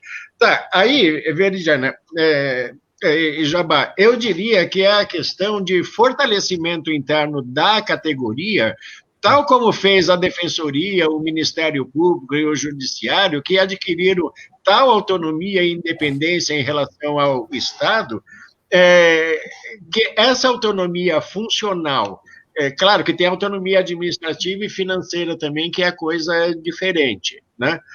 Mas enquanto categoria profissional, veja, no universo do país, 1.800 unidades prisionais, 800 mil presos, são quase 100 mil agentes penitenciários. É uma categoria, entende? Então, veja, pegue algumas coisas, o Jabá e o Arlindo devem conhecer aquele estudo produzido no início do século XIX sobre tatuagens de presos. Vocês lembram? Lembro, do Aquele Guilherme, não era do que está Guilherme? lá no museu penitenciário. Do Guilherme, Né? Que não é é do Guilherme? Isso. Isso. Então, aquele é um tipo de estudo clássico que de alguém que conhece rotina penitenciária, que conhece o mundo do Guilherme. crime, que conhece o interior das prisões, que conhece os códigos, símbolos, a comunicação, a linguagem do mundo do crime, que fez um estudo que até hoje é o único de referência que a gente tem. Vocês acham que o agente penitenciário hoje saberia ler as tatuagens no corpo de um preso? Na casa de detenção, que foi já o mudou maior muito presídio da também. América Latina. O padrão Sim, exatamente muda, por causa dessa. né? Então, professor, Não, mas eu exatamente acho que por causa dessa. Hoje se existe algo mistura a tatuagem muito espalhado, tecnológica né? com a tatuagem artística. Sim. Tá? Roberto, Mas eu estou fazendo essas provocações porque quando eu penso em polícia penal, eu penso em inteligência penitenciária. Tá? Quem é que faz nas prisões brasileiras estudo das gangues? Então, Camila Roberto, Dias? Mas, Pessoal se do tiver- Neve? se tiver uma inteligência penitenciária, Roberto, ela será muito mais institucionalizada, não é? E de alguma forma sequestrada pelo Estado do que pelo sindicato. Eu acho que essa é uma questão. Agora, você traz uma questão Não, importantíssima. aí tá, como é que se fomenta isso? Eu acho que, até como proposta, Fábio, talvez o sindicato pensar num concurso de monografias do servidor penitenciário, entendeu? Pensar no Olha, modelo de. Tem uma exemplo. questão muito importante que eu acho que talvez contemple algumas questões que vocês colocam, né? Que é assim, né? Como que a assessoria vem pensando, né? Em conjunto, né? Com a diretoria, que são alguns encaminhamentos que eu até gostaria de ler aqui, que é sobre a ciência no sindicato, né?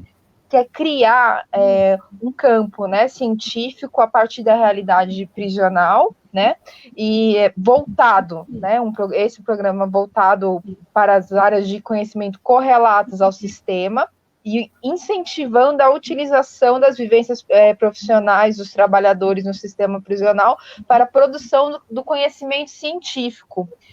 E como isso relaciona com a pergunta, inclusive, né, que o professor e o Arlindo respondem, bom, não precisa do apoio do Estado, né? O sindicato, com a academia e a produção de conhecimento dos agentes, dos trabalhadores, inclusive, podem criar um mecanismo muito mais orgânico, porque também é preocupante quando o professor Roberto coloca, né, o fato de talvez grupos muito afastados da realidade do sistema falarem sobre o sistema, né? Sim. Então, como o sindicato também vem tentando sistematizar, e quando o professor Aline criar essa ideia, né, de um concurso de monografia, de sistematizar ideias, né, de que como pessoas que já têm acúmulo na academia podem auxiliar a sistematização dessas ideias, que é isso que o exemplo que o professor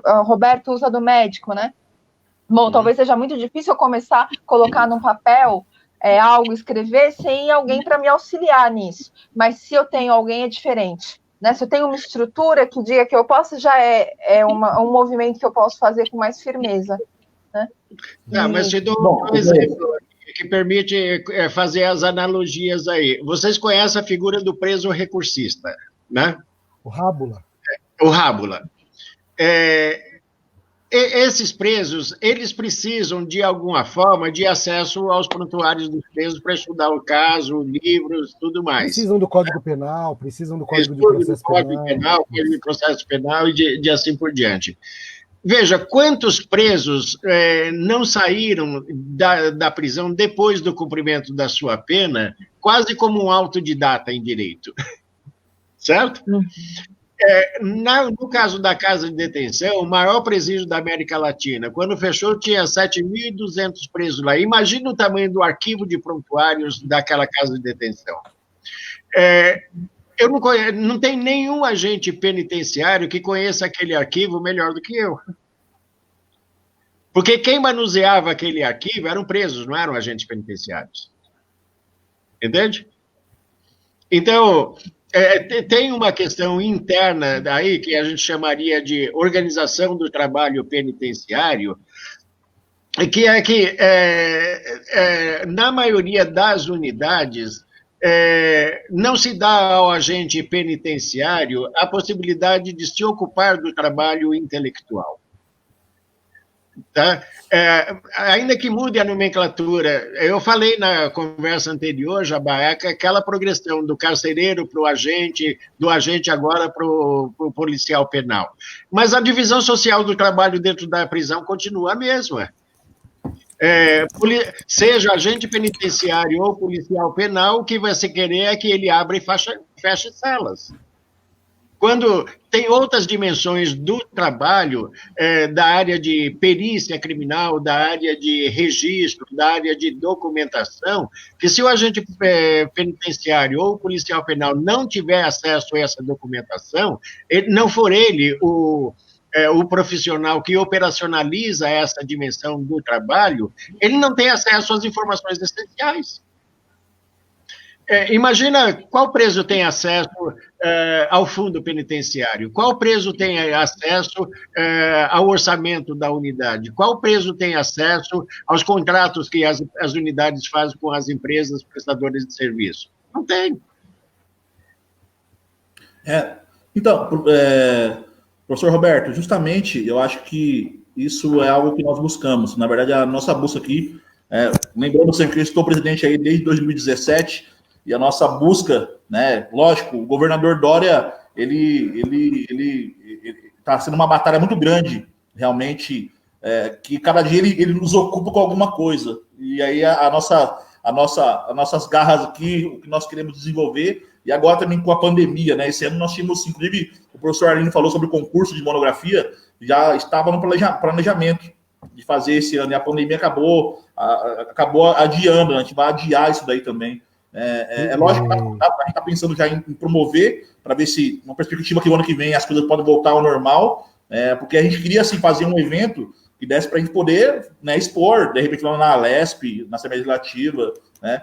E eu acho que a questão de categoria, professor Roberto, eu acho que uma coisa que eu identifico muito, e aí eu posso falar da profissão, que muitos companheiros nossos, eu sou um cara que os companheiros me chamam de louco, né? Porque eu sim sonhei em ser agente penitenciário, eu quis ser agente penitenciário, né? E se você pegar no sistema prisional, isso aí é raro, né? Porque a maioria nunca quis ser, a maioria, tanto é que muitos... Poderia ter escolhido ser preso, hein? Também. Que é dúbio, né, professor Roberto? Bastava só a mudança de lado. E aí, assim, o que acontece? Essa questão de se identificar. Acho que a Veridiana falou uma questão de identidade, né? Porque, por mais que o nosso nome pode ser Polícia Penal agora, tem uma questão da categoria que assim, é isso que eu falo. A gente tinha também uma série de cursos de formação, porque os alunos mesmo que saem da EAP, eu não quero depreciar o trabalho da EAP, mas desde quando eu fiz o curso de formação também, uma questão maior de o que volta para nós também, formação. Um policial militar hoje é 1 ano e 2 meses, o policial civil é em torno de 1 ano, e nós somos, o ASP é 3 meses e o IVP 4 meses. Então, assim, até isso também do jeito da possibilidade está encaminhando, porque tem que ter uma formação, inclusive, porque também o que manda no sistema prisional não é só a questão, muitos companheiros também é importante ter o GIR, é importante ter todos os setores, como também a inteligência, que, né, o professor também acabou de citar aí, nós temos uma inteligência hoje que é muito boa, que inclusive hoje nós fornecemos informações para a Polícia Federal, para a Polícia, né, Civil, todas as informações, e muitas prisões que ocorrem fora das prisões, muitos descobertos de alguns crimes, eles saem de dentro do que nós produzimos aqui dentro. Tanto é que a Polícia Penal, só que isso daí hoje é tudo também improvisado. Não tem um departamento. Então, por isso que a Polícia Penal, quando eu falo que ela vai ser um marco importante, da gente criar um departamento de inteligência, criar um departamento... a formação que já tem a IAP, mas aprimorar essa formação, porque uma das coisas que eu percebo que o trabalhador do sistema prisional, não só o policial penal, mas o psicólogo, o assistente social, o técnico de enfermagem, porque o ambiente é outro, né? Aquele mundo ali é outro. Então, eu também, inclusive, eu prego que a formação tem que ser para todos que querem ser tem que ter uma formação específica, né? Porque muitos que caem ali, como o Arlindo falou da situação dele, ele teve um tour, né, Arlindo, aí, teve um tour pela cadeia de um dia. Então, eu acho que... E aí, sim, a identificação, né? Eu acho que quando a pessoa começa a se identificar e entender o trabalho... Tanto é que eu hoje, com 20 anos de sistema prisional, eu lá no passado nunca tive problema... Eu nunca tive problema com presos. Tanto eu vim para o sindicato que o meu problema maior foi com o Estado, com o governo, com o diretor, porque eu não concordava, né? A minha principal denúncia que eu vi do sindicato é que o PCC estava crescendo na unidade prisional, nós aletrávamos a diretoria, eles não ouviam, e eu tive que denunciar, eu e mais os companheiros. E aí, né, fomos perseguidos, caçados, acabei vindo para o sindicato, gostei também do trabalho aqui sindical, inclusive para combater esse tipo de atitude que tinha na época, né? Então assim, por isso que assim, por isso que o que nós queremos, nosso maior objetivo aqui do Cifruspesp hoje, fortalecimento da categoria, né, esse sentido de buscar a união, a unidade, tanto é que agora nós vamos apresentar esse projeto político também para a categoria, né, porque também tem que ter, nós temos que ter parlamentares eleitos para a categoria, para inclusive poder encaminhar, inclusive tudo isso, porque a partir do momento que, enquanto sindicato, a nossa voz é uma. Enquanto parlamentar, tanto é que nós temos parlamentares eleitos em Rondônia e no Mato Grosso, nós temos 2 deputados estaduais eleitos pela categoria, que estão fazendo a diferença dentro do parlamento para a categoria e para a sociedade também. Porque eles também estão pensando, lógico, um político não pode pensar só num segmento, mas para a categoria está sendo muito importante lá no estado deles, né, de ter um representante. E aqui em São Paulo também está amadurecendo essa ideia. Porque nós sabemos que o que vai mover tudo o que nós pensamos, o que a faculdade produz, é justamente a sensibilidade do governante ali, ouvir também e praticar isso. Mas foi com 20 anos de sistema prisional, e você deve ter outros parceiros no sindicato também, é importante se ter uma perspectiva histórica da evolução desse sistema, né? O momento em que se dá essa separação nas funções do agente entre o trabalho intelectual e o operacional, se isso não é bem compreendido, isso produz efeitos lá na frente que eu considero uma completa distorção. Por exemplo, quando é que se deu, no tempo da COESP, tá? Quando existiam os patronatos de trabalho, ali se empoderaram os presos para fazer o controle da gestão do trabalho do próprio preso junto às empresas. Se tirou o agente dessa função. Ali eu acho um marco importante. Tá? Então, veja bem, quem é que faz o controle quem é que fazia o controle da entrada de produtos e insumos para o trabalho dentro da prisão? Não era o agente, era o preso que comandava o setor. Quem é que fazia o controle da mercadoria, a verificação do prazo de validade, a quantidade quando entrava alimentação? Não era o agente, era o preso. Tá? Então, veja, esse fato não bem compreendido levou uma reação lá na frente no centro de ressocialização. Quando no centro de ressocialização, 21 deles implantados no estado de São Paulo, se deu um certo empoderamento ao preso para decidir algumas questões internas da vivência entre eles, os agentes penitenciários se ressentiram disso, porque achavam que estavam empoderando demais os presos e tirando poderes deles. Então, sem essa perspectiva histórica de diagnóstico, o que aconteceu lá atrás no sistema penitenciário e os reflexos dessas decisões hoje, as pessoas tomam decisões achando que está inventando a roda. Né? Sim. Então, eu costumo dizer sempre, professor, que assim, é igual a questão do PCC, do crime organizado. O que nós temos de estudo sobre isso, nós sabemos que não chega a 5% o total de presos de São Paulo filiados à facção. E o próprio, porque quando o Estado vem somente pensando na atuação, tem que ter atuação repressiva do crime organizado, tem. Mas ele também não pode esquecer, inclusive o próprio agente penitenciário, ele também tem que ter, por isso que eu falo da formação, de ter esse olhar, porque eu nesses 20 anos, eu identifiquei muitos presos que queriam, que realmente vamos dizer assim, eles aceitaram, tinham consciência do que cometeu e eles queriam mudar essa perspectiva. E aí é o papel que o agente penitenciário tem também, que muitos companheiros nossos, por mais que nós somos o papel ali disciplinador, mas quando você tem essa sensibilidade de, aí tá, o preso, o senhor, eu quero trabalhar, eu quero sair daqui, e tal, ir para um pavilhão melhor, e tal, e você poder encaminhar esse cara, né, hoje, igual você falou da cozinha, eu trabalhei na cozinha há 5 anos, na Pedro de Lavínia. Então, lá na cozinha, quem controlava tudo, na verdade, nós fazíamos a segurança, né, gerenciávamos ali, mas quem controlava, quem via a validade da comida mesmo, de tudo que chegava lá, eram os próprios presos. Ali, Roberto, já acontece, meio que no automático, entendeu? Mas é preciso, como eu até falei para o senhor já, o Nagashi Furukawa, eu até falo que ele foi incompreendido no sistema prisional, né? Porque ele tinha uma perspectiva realmente de tudo isso que o senhor falou acontece na gestão do Nagashi Furukawa, os CRs, inclusive que hoje perdeu até a finalidade deles, né? Os CRs hoje, poucos deles têm a finalidade para que ele foi construído, né? Virou hoje, alguns viraram semiaberto, né? Os presos, você pega a cópia, a maioria dos presos trabalham fora do CR, eles estão para fora da unidade prisional. Um dado só que vocês conhecem, em termos de perspectiva histórica, em termos de diagnóstico, de leitura de sistema prisional para orientar as próximas ações. Vamos pegar lá o 84, 85. Aquele movimento chamado Serpentes Negras. A ação do José Carlos Dias de ajudar os presos a se organizarem na defesa de seus interesses. Tá. Veja, de lá para cá,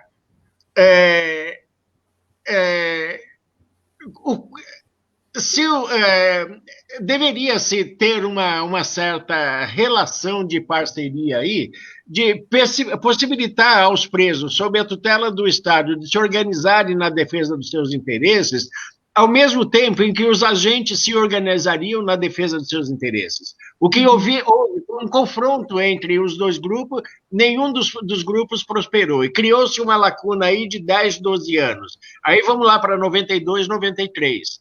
Tá? E de lá para cá, veja o quanto se organizaram os presos da forma como puderam nas facções e o quanto evoluiu a organização sindical. Percebe? Hoje, quem está mais bem organizado? As facções ou os sindicatos? Sim. Percebe? Então, isso são leituras históricas que a gente tem que fazer de quem está há muito tempo dentro do sistema. Sem essas perspectivas históricas, a gente perde um pouco da historicidade, da evolução, e para onde caminham essas questões, né? Roberto, mas assim, no limite nós não precisaríamos pensar no papel da prisão, né? O que é esse lugar, o que é essa instituição, qual é o seu papel, né? Quais são os seus objetivos, confessados e não confessados, porque assim, essa cisão, essa separação entre trabalho intelectual e trabalho físico, trabalho braçal, ela não se dá só na prisão, né? Claro ela se dá no mundo do trabalho como um todo. Né? Quanto mais cindido o trabalhador, quanto mais precarizado for as suas questões, inclusive organizativas, melhor para o capital, certo? Mas as unidades prisionais são estatais. Bom, mas o Estado, nesse país, né, e nos outros também, sempre esteve do lado do capital. Acho que não teve nenhum momento em que o Estado não teve do lado do capital. Então, as questões do capital são as questões do Estado. Não é? Então, acho que assim, esse discurso não, essas questões que você traz são questões interessantíssimas, que eu acho que a gente poderia aprofundar em outras lives, que é a questão da prisão, porque assim, e quando se deu, né, o título para este debate, Teoria e Prática, né, eu já pensei na distância que é a teoria da prática que você trouxe, né? Você sistematizou aqui em proposta, né? Ou essa distância entre o que se estuda da prisão e, bom, Michel Foucault já dizia lá nos anos 70, né, da falência da pena de prisão, que na verdade hoje a gente entende que não é bem uma falência, mas que a Não. prisão, apesar de toda a precariedade, ela funciona para algumas coisas, não é? Inclusive para grandes empreendedores, para empreiteiros, enfim, para uma série de coisas, né? Bom, nós temos questões que eu acho que você tem razão, precisariam ser aprofundadas, que é uma é a questão da prisão, né? Outra questão do trabalho, né? Dentro da prisão, né? E que eu acho fundamental, né? E acho que contextualizar historicamente é isso. Se a gente não contextualiza historicamente, de fato a gente fica meio perdido na direção que temos que tomar. Companheiros. E fico pensando, só fazendo, né, as considerações a partir também das falas, que esses apontamentos vão indicando isso, né, que a teoria vai também ajudando a dar esse chão para, inclusive, começar a pensar, por exemplo, esses outros temas importantes para as lives. Quando o Cifuspex pensou nesse projeto, o que pode ser interessante trabalhar nas lives? A princípio, os temas não estavam colocados, né? Foi isso da realidade que foi mostrando que seria importante. E como é interessante poder fazer essa conversa, né? E a partir dessa conversa, temas aparecerem, né? Eu acho que é um dado muito importante, muito significativo, né? Não está dado. Né? Porque olha só, uma das questões que está aparecendo aqui bastante, né? Que é esse papel paradoxal entre vigiar e punir e cuidar, né? Vamos dizer assim, cuidar, alguns chamam de ressocializar. Aí a gente poderia discutir, eu vou ter uma live semana que vem para discutir ressocialização, não é? Mas esse papel paradoxal, ele está mencionado já. Michel Foucault, em Vigiar e Punir, já dizia desse papel paradoxal, e de lá para cá, muitos autores estrangeiros ou nacionais vão se debruçar sobre esse papel paradoxal. Que, para mim, Fábio, vou dizer com franqueza, vai ficando mais distante na medida em que vocês, de agente de segurança penitenciária, se transmutam em polícias penais. Tá certo? Porque aí eu acho que a distância vai aumentar. Não é? Então, porque, bom, se é polícia, né? Tá certo? Então o papel é outro. Não é? Você entendeu? Então, acho que até essa questão, né, da definição, da nomenclatura do cargo, né, e daquilo que eventualmente vem junto com a nomenclatura, são questões que precisam ser debatidas. Claro, vocês debateram bastante no sindicato, assumiram uma posição que gostariam, né, de ser eu já falei para o Fábio que eu achei que esse negócio de polícia penal, os agentes deram um tiro no pé.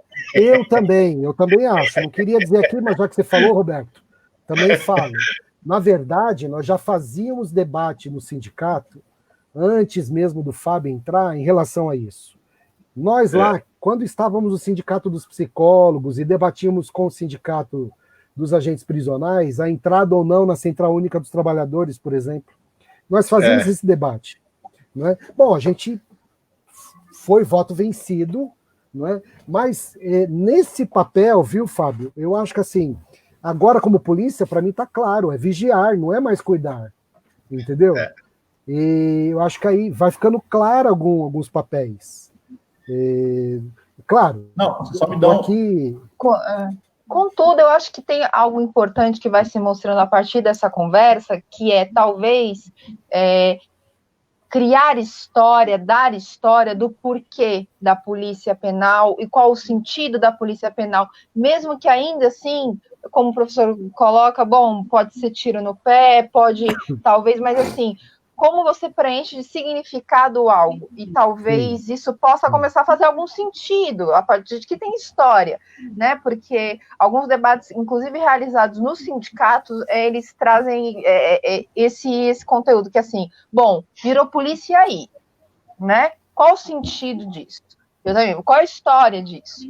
E qual a intencionalidade em virar polícia? Então, assim, como é importante esse debate acontecer de forma menos espontaneísta, né? Então, eu acho que é algo que indica aí, né, de grande importância para a continuidade. A questão, só para a gente fechar essa questão da Polícia Penal, estamos indo já com 1h40 já de live, até para a gente fazer as considerações finais. Aí eu queria, né, falar, a Polícia Penal, na verdade, o cargo de agente penitenciário, a gente falava que ele não existia, na verdade, né? Ele não estava como classista, inclusive não fazia parte da Constituição. Então, a questão da Polícia Penal é uma questão organizacional. Porque vocês sabem que para o sentenciado, nós já tínhamos uma questão de ser polícia. Muitos nos chamavam de mestrão, muitos nos chamavam de polícia. Até para a classe, né? Então, assim, é uma questão de nomenclatura que não vai mudar em nada, inclusive nas atribuições, a questão de... É por isso que, quando eu digo que, na nossa visão, é um marco para a gente começar a produzir algumas mudanças que realmente... tudo bem que é um governo de PSDB, que quer privatizar o sistema prisional, que está tendo que engolir a questão da Polícia Penal, não só o governo de São Paulo, mas todo mundo, porque, na verdade, para nós, tanto o sindicato como a federação, a FENASPEN, que correu aí, batalhou 15 anos para a Polícia Penal, é um marco para a gente poder... Porque, assim, toda vez que vamos falar em especialista, vocês pegam quando tem algum caso lá da Humanizare, aí vai lá o Jornal Nacional falar, vai lá o especialista falar do sistema... Tanto aqui que eu tenho aqui hoje 2 pessoas que são especialistas, o professor Roberto e o professor Arlindo, que vivenciaram o sistema prisional e entendem, vivenciaram e sabem o que está falando. Agora você pega, justamente isso. Eu acho que agora o que nós queremos, aí nós temos o objetivo da Polícia Penal, que é justamente tentar dar um marco, né, de mudanças, né, radicais que tem que ser feitas. Por isso que o GT, eu falei para o professor Roberto e da professor Arlindo, que vai ter um momento lá que o presidente do GT ele vai chamar outros setores para participarem também, porque agora nós estamos na fase ali, deu uma parada tudo, né? Na fase mais de atribuições do cargo, mas depois de ser implantado e tudo mais, eu creio que muitas coisas podem ser, tanto é de criar uma coisa que está na previsão do trabalho, é criar a lei orgânica do sistema prisional. E aí sim, organizar todos os trabalhadores também, não só os policiais penais. Tanto é que tem uma discussão muito grande na categoria, que é a questão de nós virmos para a segurança pública. Só que na própria lei da questão da Polícia Penal, ela já vinculou a Polícia Penal ao órgão que administra. Tanto é que alguns estados já estão começando a criar, né, tem alguns estados que vão criar a Secretaria da Administração Penitenciária, que, na verdade, o sistema prisional, ele tem... Porque tem esse olhar, né? Que a gente tem que ter esse olhar. E aí eu falo que não é só vigiar e punir, mas também o que o professor Arlindo falou, que é cuidar também. E aí eu acho que, por isso que esse debate sempre é importante, e, na verdade, assim, o nosso objetivo maior é debater, né, fazer a teoria também e praticar. E agora, por isso que os companheiros aí que são parceiros do nosso sindicato aqui, para inclusive, ajudar a gente fazer os encaminhamentos também ali dentro da Polícia Penal. Então, assim, até para passar para a Veridiana a palavra aí, para a gente fazer as considerações finais. Estamos aí quase 1h40 já na nossa live aqui. Mas foi muito bom, tá sendo ótimo aqui. E vamos continuar, na verdade, para construir um sistema prisional mais justo, né? Veridiana. Bom, Fábio, acho que é isso. Eu agradeço imensamente, né, em nome do sindicato. Eu sou da área de formação, então, para mim, pessoalmente, é uma alegria, né, poder... sentir esses avanços no discurso, né, esses afinamentos no discurso, e que, inclusive, com propostas de continuidade de trabalho, e essa live aponta para isso. Então, agradeço a disponibilidade dos dois, e vamos continuar com os debates. É isso. Considerações finais? Como é, Roberto? Agora eu passo as palavras para o professor Roberto, e depois para o professor Arlindo. Fábio, te perguntaria... Jabá, você é mais conhecido como Jabá do que Fábio, né? Isso. É o seu apelido. Você escolheu o seu apelido ou te deram? Deram. Exatamente, porque apelido a gente não escolhe, se dá. O apelido pelo qual foi conhecido a classe de profissionais que você representa é carcereiro. Essa é a identidade social desse profissional. O conjunto da sociedade conhece esse profissional como carcereiro. Tá? Essa mesma classe profissional rejeita esse apelido e quis construir uma outra identidade. Tá? de agente de escolta, de agente de muralha e tudo mais, e agora de policial penal. Antes virou guarda de presídio, Roberto. GP, guarda de presídio. Também. Exato. Mas, para esta categoria, dizer para a sociedade que a nomenclatura que eles receberam de policial penal, que corresponde à identidade social, eles vão ter que cumprir o papel de polícia penal. Senão é uma fraude. Tá? Hoje, eu tenho dúvida, eu já falei isso com vocês. Se a gente perguntasse para esses agentes penitenciários que estão na ativa hoje, o que eles entendem que deva ser a formação de um policial penal, eu digo que a maioria não faz a mínima ideia do que seja. Tá? Porque sai da nossa área da educação, sai da nossa área de psicologia, sai da nossa área de direitos humanos, remete a outra área.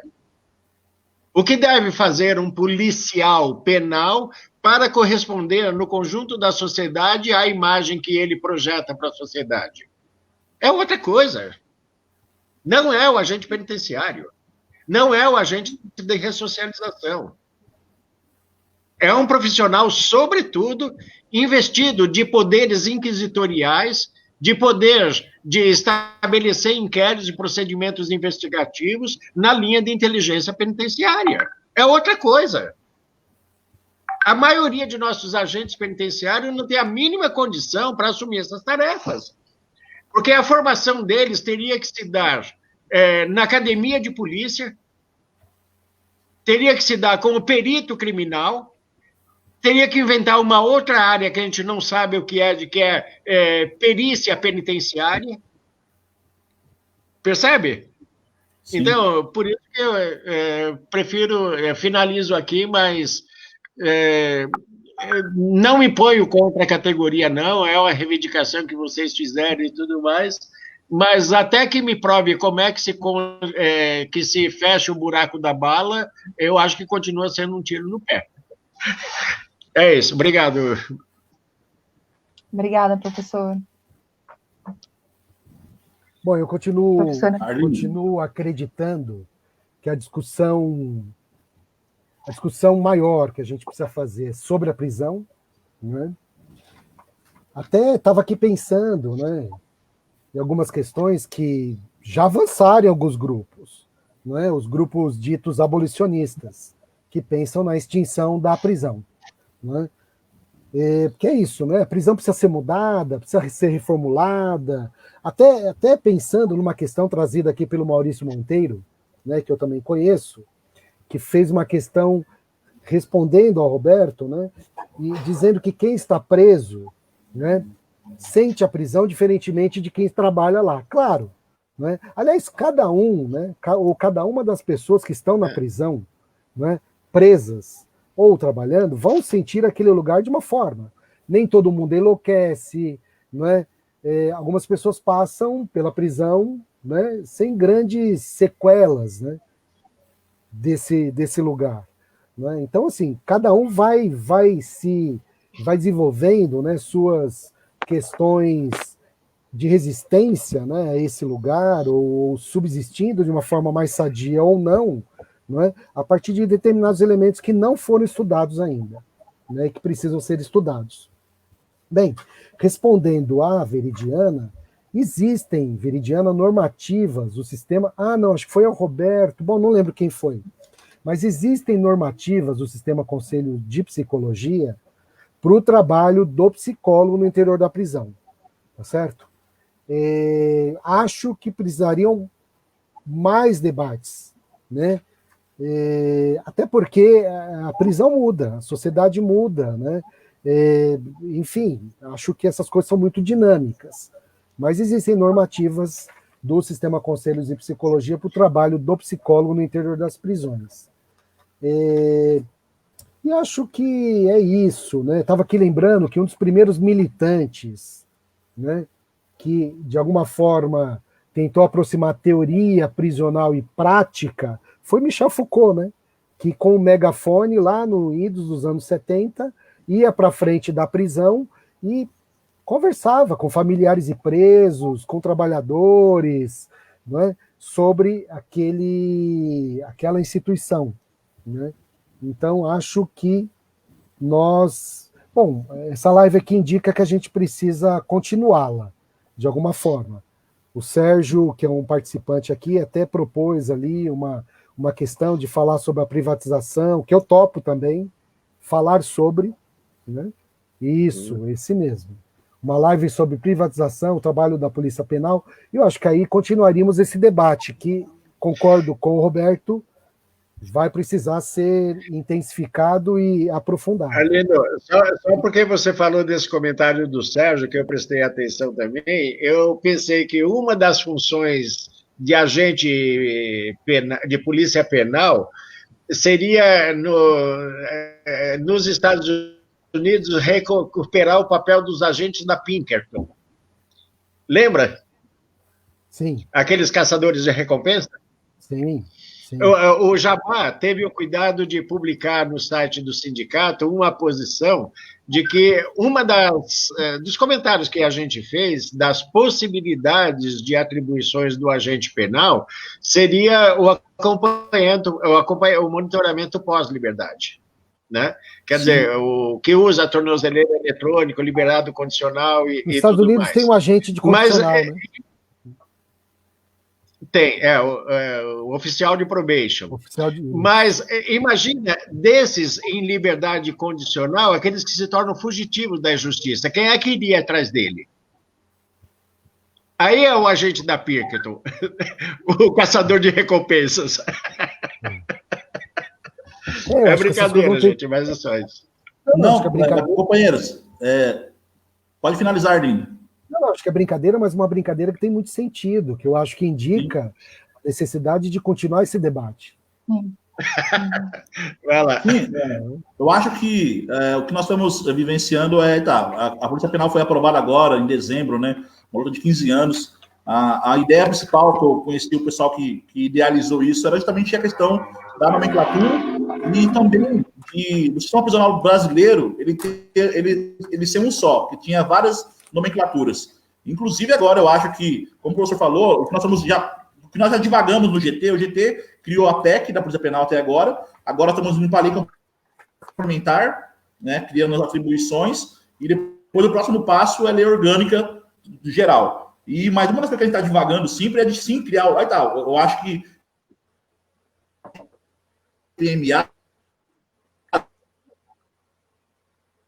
né, Central de Penas e Medidas Alternativas, o pessoal fala mesmo lá que, inclusive, o pessoal que trabalha ali, o oficial administrativo, que trabalha na CPMA, e quando o preso que está ali, que está sendo acompanhado depois da prisão, ou então até alguém que está cumprindo uma medida alternativa, que ele forage. E aí a pessoa que vai lá é um oficial administrativo, ou é hoje que é chamado do ATAS, né, Arlindo, que é o assistente técnico de saúde, né, assistente de saúde, que é o psicólogo, o assistente social, então, que seria o papel do policial penal. Então, assim, por isso que, o professor, o nosso debate aqui é justamente para isso, para a gente construir, e não deixando, acho que o policial penal, que antes fora guarda de presídio, agente penitenciário, o mestrão, o chefão, que acho que a principal essência dele, que eu falo como agente penitenciário, né, que eu particularmente, lá em 2010, o Vacareza propôs para o grupo que não tinha nem federação ainda. Se ficar agente penitenciário, passa, que era o governo do Lula, né? Então, lá em 2010, da Dilma, né?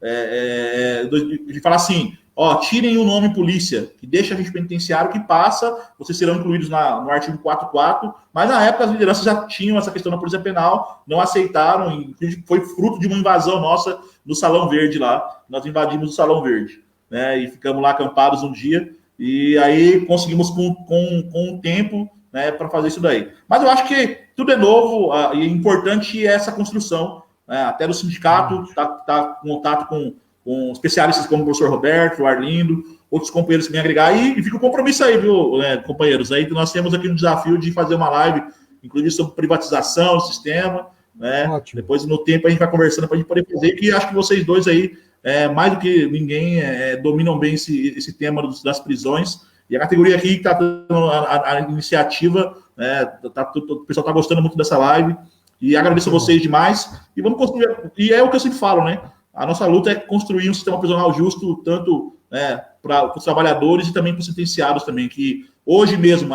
o que falta na SAP, o governo de São Paulo também, professor Roberto, é justamente uma transparência. A SAP ainda, o Sistema Prisional de São Paulo, é uma caixa de Pandora, ela está lá guardada. O pessoal, inclusive coisas boas que a SAP produz, o governo tem imprensa, tem tudo, eles não sabem, inclusive, fazer um marketing positivo da secretaria, né?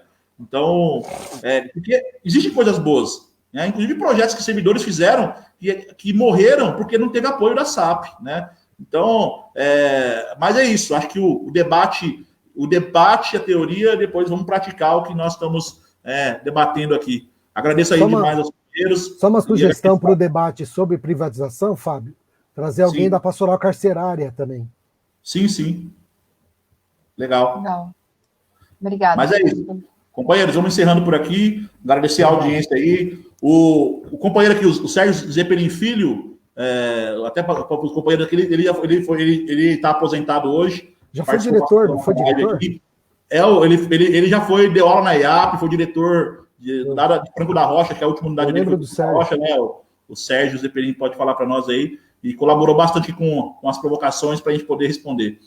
Bom, pessoal, companheiros, agradeço aí vocês e vamos nos falando e vamos continuar essa luta nossa, né? Incessante aí, né? Esse tema tão importante para a sociedade brasileira. Abraço para todos e boa tarde. Obrigado. Valeu, Roberto. Boa noite. Um abraço. Tchau.